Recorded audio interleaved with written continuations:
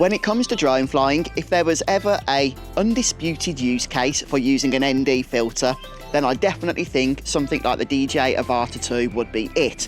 Because this is an FPV drone, you are going to be doing a lot of low flying, flying close to objects, and having that wonderful motion blur is going to make all the difference if you are trying to capture some stunning cinematic footage. If you don't know, an ND filter is effectively like a pair of sunglasses for your drone's camera sensor. It will reduce the amount of light, increasing that motion blur that is so coveted when it comes to capturing stunning footage. And since Freewell sent me this pack of ND filters, I was really excited to test this out and share these results with you. Now, this is the standard all-day pack from Freewell. It includes 4 ND filters, and the way you determine what filter to use is going to be based on how bright the day is. So because today is a little bit cloudy, I've opted for the lowest ND8 filter, which actually turns out to be just perfect for this environment.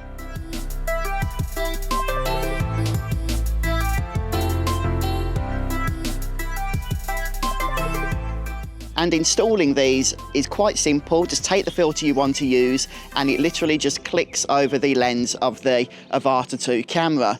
When you want to remove it, make sure it is clicked on properly, both at the top and the bottom of the filter. And then you just put a little bit of pressure onto the top as you pull away, and it comes off without any issues whatsoever. But once it is installed, it is fixed into place, so it's not going to fall off or anything during flight. It's very stable and doesn't affect the actual usage of the gimbal. And if you are worried about that, there's no need to be. DJI have in fact designed the Avata 2 for use with ND filters. So just before I show you some footage with the ND8 filter, let me just give you a bit of a comparison so you can see the standard footage you can expect from the Avata 2 directly through the camera lens. So right now I have these settings on auto. This is auto exposure, auto ISO rating, auto shutter speed, everything auto, and as you can see there is very little if any motion blur whatsoever.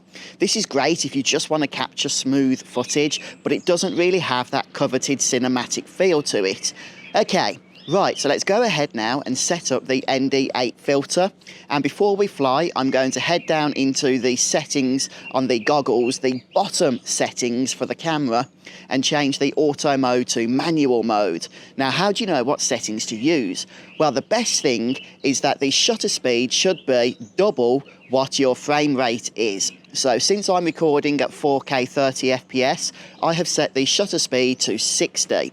Now, you will need to adjust the ISO rating in order to make sure that the footage is not too dark or too bright, but once you've done that, you should be ready to take off.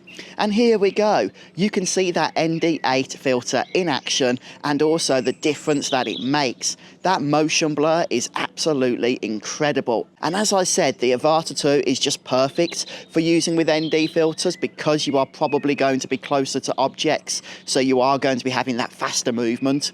With standard drones, it may not be the case you need an ND filter because you are probably flying at a higher altitude, so everything's moving a little bit more slowly. But definitely with an FPV drone, it makes a world of difference. So obviously what I've just shared with you is an example of the difference between using an ND filter with not using an ND filter, but you can get really imaginative with the type of shots you are going to be able to capture with these Freewell filters. So again, thank you to Freewell for sending these to me. Hopefully this demonstration has been of some assistance to you. And are you going to be flying the DJI Avata 2 with an ND filter? Take care, guys. Happy flying.